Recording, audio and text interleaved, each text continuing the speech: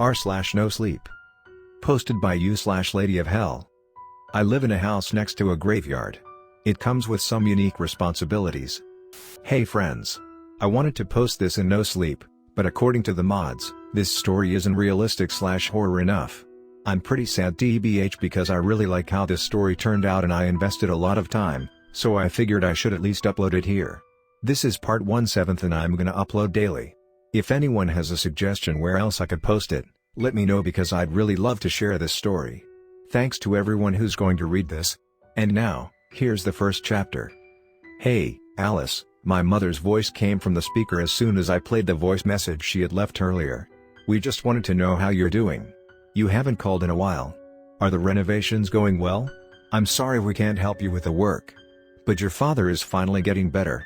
The doctor says the infection is gone and he's on his way to a full recovery. Don't worry, I won't let him do any work around the house anytime soon. Okay, so. Call back soon, yes? We love you. Sighing, I deleted the message and put the phone away. It was good to hear that my dad was recovering, but I still had no desire to talk to them right now. It would just mean more half-assed lies and I wasn't fond of lying to my parents. I knew I would eventually have to tell them the truth. The actual reason why I had left the big city to live on a farm in the middle of nowhere, in a village whose name nobody would recognize even if I were to mention it right now. For now I had been lying to them, claiming something about a job opportunity in a house that needed to be renovated and that I'd prefer that they'd visit only after that renovations were all done. I'd stick to this lie as long as possible, and now I didn't want to think about how I would deal with the eventual conversation. I had more urgent problems. I finished my breakfast and went to change my clothes to get ready for the daily work. My home was a farm, after all, and while I paid a bunch of teenagers from the village to help me out, I liked to do some of the work by myself. It was calming, distracting from the more unpleasant things.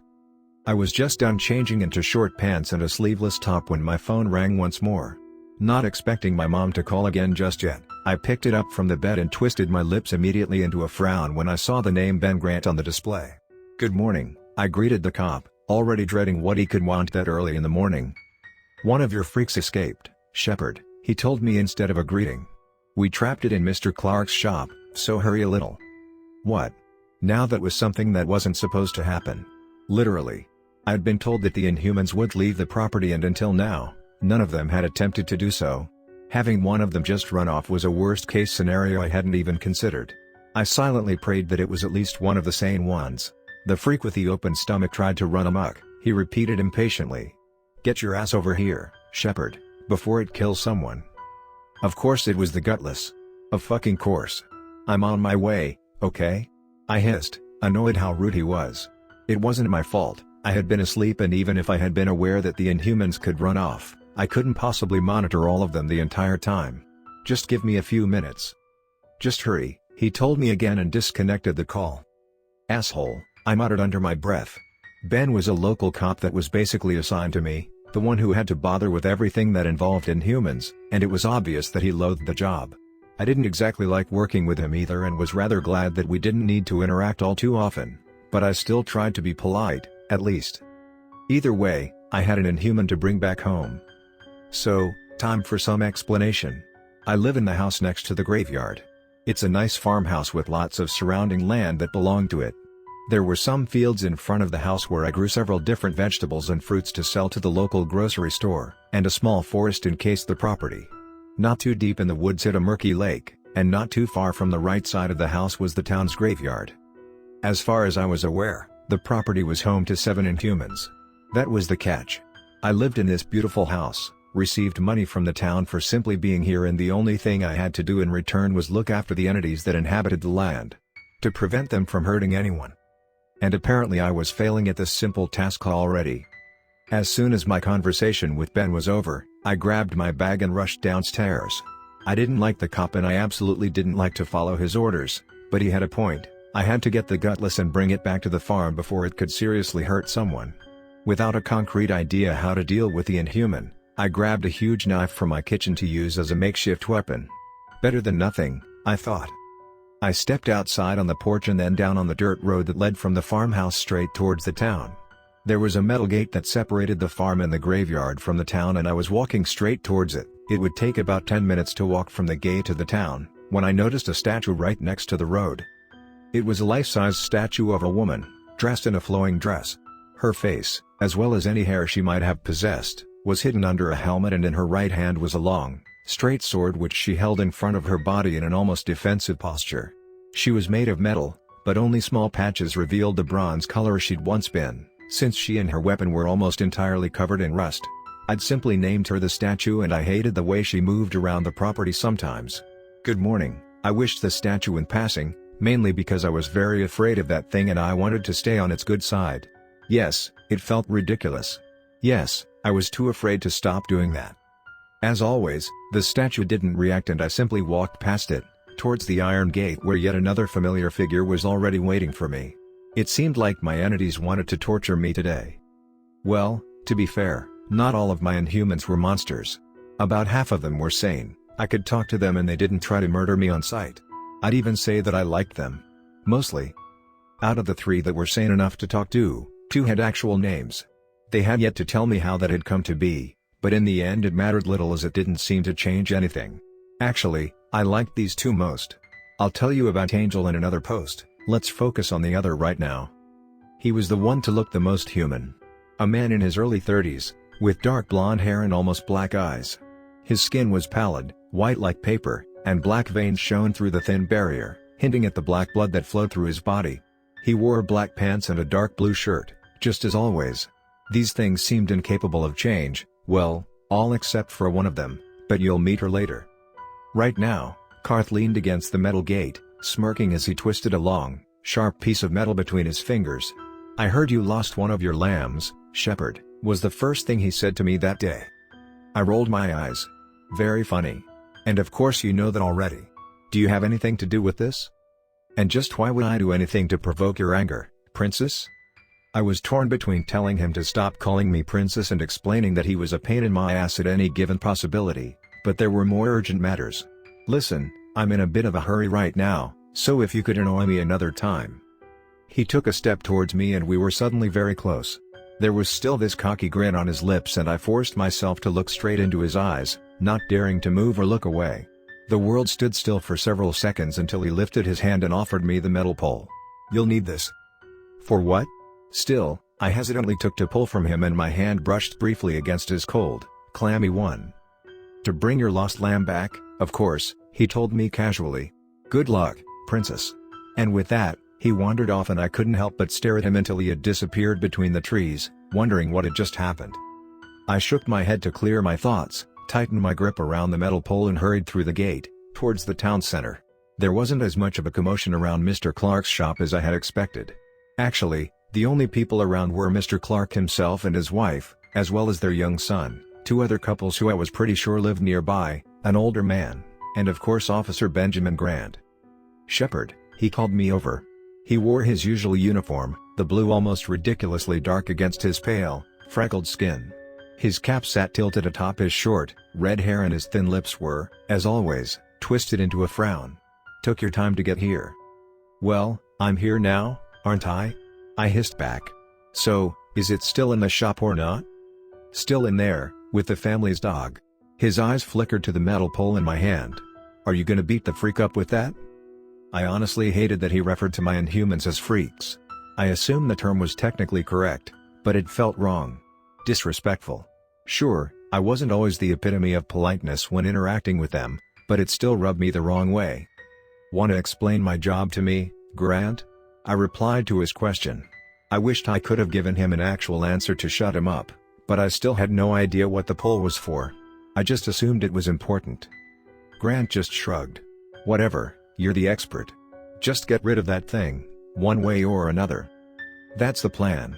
With that, I approached the shop, looking way more confident than I actually felt. I liked my inhumans, really, but they were still dangerous, especially the more monstrous ones like the Gutless. When I had to deal with them on my property, I usually took Angel, or Karth, if I absolutely had to, with me, so facing that thing all alone in an empty shop didn't sound too appealing. I considered taking my knife out of my bag, but chose to stick with my metal pole instead. Karth was a pain in the ass sometimes, but I was pretty certain he didn't want me dead and he tended to be decently helpful, so I decided to trust him here. I walked up to the Clark family that stood next to the entrance for a short chat, mostly me apologizing for this incident and promising that I would take the inhuman away. They were nice enough. Like most people in the town, they were friendly, polite, but always a little wary around me. Not scared, no, that would be an overstatement by far, but they were cautious, eyeing me as if they feared I could turn into one of my monsters at any given moment. Mr. Clark unlocked the door for me and I stepped inside the shop, fingers wrapped painfully tight around my pathetic weapon. My rapid heartbeat echoed in my ears, drowning out the low noises inside the building for a few moments. I stood there, looking around the dimly lit hallways, dreading to see what I was here for.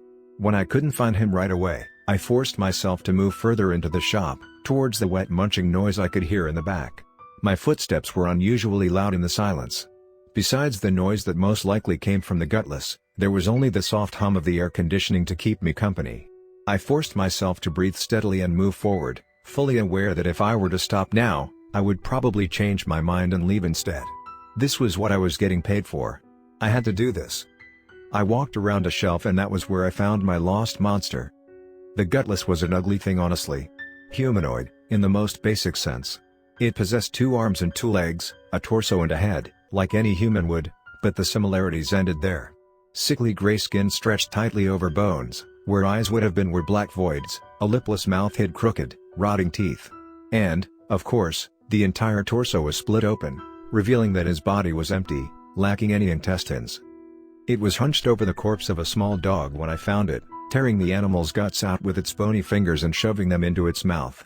I had to choke back vomit as I watched the gruesome display. "Hey," I called out. The gutless turned its head around and I thought that its face looked paler than usual. It made the most disgusting sound and bent over to throw up a bloody pulp. "Ew, fuck," I cursed and took a step backwards, away from the mess it had just made, while the monster kept coughing for a moment. It rose to its feet slowly, taking its time to regain the balance it apparently lacked, and started to stumble towards me, blood still dripping from its face. "Back off," I told the monster, but it didn't care. It reached for me and I stumbled backwards again, to stay away from its grip. "I said back off," I repeated, attempting to sound confident and failing miserably. My voice was shaking almost as much as my hands. The gutless reached out again and I jerked my hands upwards to bring the metal pole between us. One of its hands brushed against the metal and it hissed in pain, took a hurried step back and curled up the tiniest bit. I sighed in relief. Karth was an asshole, but at least he was a reliable asshole. "Hurts, I waved the pole around. "Want me to stab you with that thing?" It hissed, bared its teeth like a rabid animal. "Okay, cool. I won't. As long as you come back home. And you'll behave now, understood?" My voice was still trembling. I held the metal so tightly that my fingernails dug deep into the palm of my hand. When I didn't get any reaction from the monster, I slowly approached it. It didn't move, so I felt confident to grab it by its arm, which was thin enough that my hand could wrap around it easily, and pointed one end of the pole towards its body. "We're going now. One wrong move and you'll have this in your shoulder." I pulled the monster out of the shop, where the townspeople were still waiting. The young son of the Clarks screamed as he saw the gutless and hid its face behind his hands while his mother immediately knelt down to comfort him. I didn't exactly feel pity for him. More so annoyance at the parents for letting a child stay here, given that they were fully aware of what was to come. Without a word to the Clark family, I turned around to head back to the farm, so the gutless couldn't do any more damage. "Shepard," Grant called to me and approached us. "Well done." But I really didn't care for praise, especially not from him. I had monster right next to me, which could snap at any given moment, and I wasn't confident in my ability to keep it from going on a rampage, crazy metal weapon or not. "I'd stay back if I were you," I replied. The cop looked back and forth between the monster and me, then shrugged. "Whatever. I'll take care of the family then."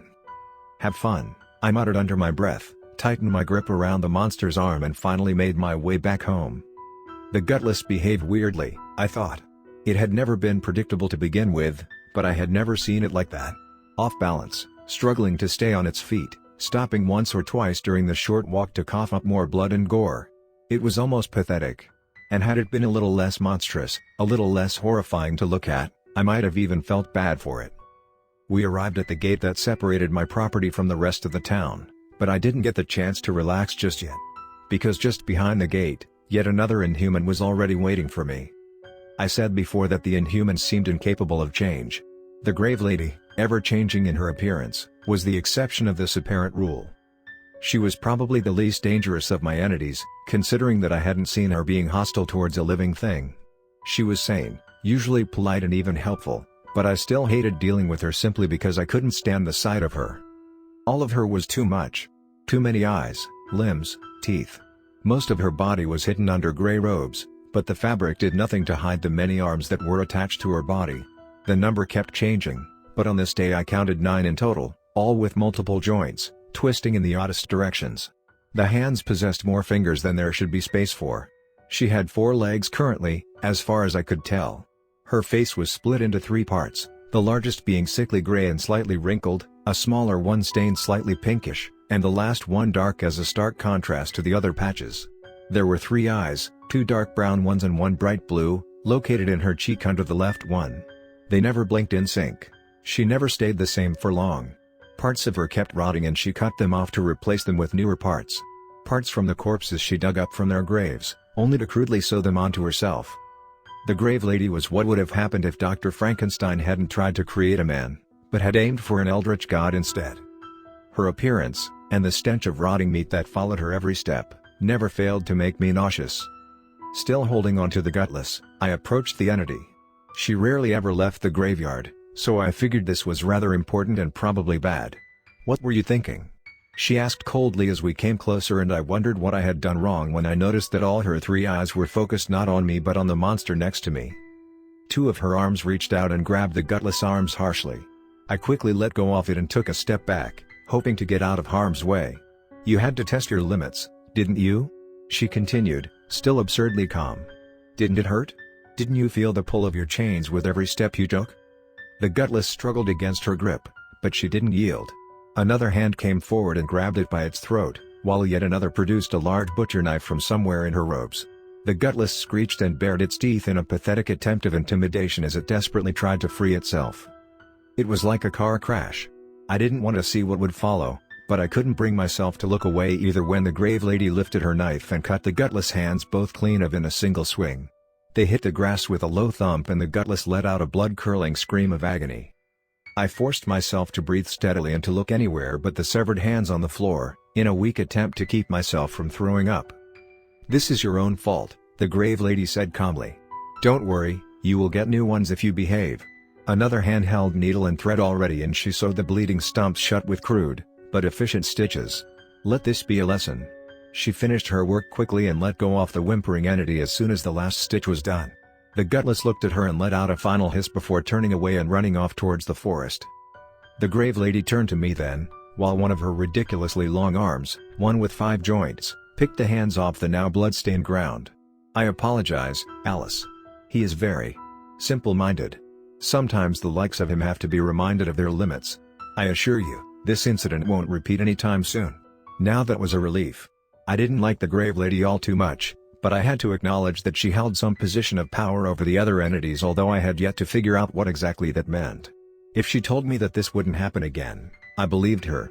"Thanks," I replied with a pained smile, still fighting the nausea that had built up during the gruel display. "So, you're gonna take these with you?" I gestured towards the hands he had picked up. "Unless you have any use for them?" For a moment, I seriously stood there and contemplated what uses I could possibly find for a severed hand before realizing how utterly bizarre the situation was. "No, thanks," I answered, and that, too, felt so utterly ridiculous that a hysterical giggle escaped my lips before I could stop myself. The grave lady didn't seem to care about how on edge I was. "Very well." She nodded and hid the hands somewhere in her robes. "I shall leave then. If you need me, Alice, you know where to find me." Only when she was out of sight I finally allowed myself to bend over and throw up on the ground. The rest of the day progressed fairly normal. The Inhumans kept their usual distance and I got the chance to clean up around the house and help my employees. Only after the sun had already set, I returned into the house and began cooking a simple dinner. It didn't take too long, and soon enough I placed 2 plates on a tray and carried it upstairs to the bedroom. The air inside the room was hot and humid and reeking of sweat. I frowned as I stepped inside and closed the door behind me, looking at the person that lay on the bed. He was pale as a corpse, his dark hair clung in wet strands to his skin, he was barely more than skin and bone, and there were dark shadows under his feverish eyes. He wore a dark pajama that hung loosely from his frail stature. "Hey," I greeted my husband softly. "How are you today?" "Better." He smiled a weak smile. "I think the fever is lower." A coughing fit betrayed his little lie and small red specks appeared on the white blanket. "Sorry." "Stop the constant apologizing." I placed the tray in his lap. "Grilled vegetables. It's not much, but..." "It's amazing, love," he interrupted me. "Thank you." I smiled at him and walked over to the window. "You need some fresh air," I declared and opened it to let the warm summer night's air in. It was ridiculously hot here already, even after sunset the air still seemed to burn. I climbed into the bed then, settled next to him as comfortably as possible and grabbed one of the plates from the tray. "How was your day, love?" he asked me, reaching out with one cold hand to hold mine. And I began to tell him, of course, about all the things that had happened on this crazy day, hoping my stories would distract him from his condition for a while. My husband was very sick, with a disease that no doctor could cure. It took him slowly, a fever burning his body from the inside out, and there was no way to tell how much time he had left. He wasn't able to leave his bed anymore, so it was my duty to take care of him, of the house, of the inhumans. And I would continue to do so until our time ran out. I didn't mind, honestly. I loved him and I was thankful for every moment we could spend together, so taking care of him didn't bother me at all. After all, I dreaded the moment I would enter this room and find him dead. I didn't even want to think about it yet. We rarely ever talked about his sickness. It was the elephant in the room that we both avoided whenever possible. We knew what we needed to know, after all. There was no cure and he would die. It wasn't something that needed to be discussed daily. Today, however, the topic came up. "I want us to have a child, love," he told me while picking at his dinner. "I want a legacy. I want you to..." Another coughing fit interrupted him. "I want you to have something from me when I'm gone." What could I have done instead of crying after hearing that? He waited patiently for me to calm down, doing his best to comfort me. It took a few minutes before I regained my composure, and when I did, he flashed an apologetic smile. "Could you close the window?" he asked. "I'm a bit cold." I wondered how he could possibly be cold in the suffocating heat, but I stood up nonetheless and walked over to the window. Down on the ground stood the statue, her head bent upwards to stare directly at the window I currently stood in front of, and it made a shiver run down my spine. With a last fearful glance at the inhuman, I shut it and turned back to the bed. "Let's have a child," I agreed. I knew it was probably a bad idea, considering our home and his condition, but I couldn't bring myself to deny his dying wish. But for the first time in ages, I saw him genuinely happy, and to me, that was worth it.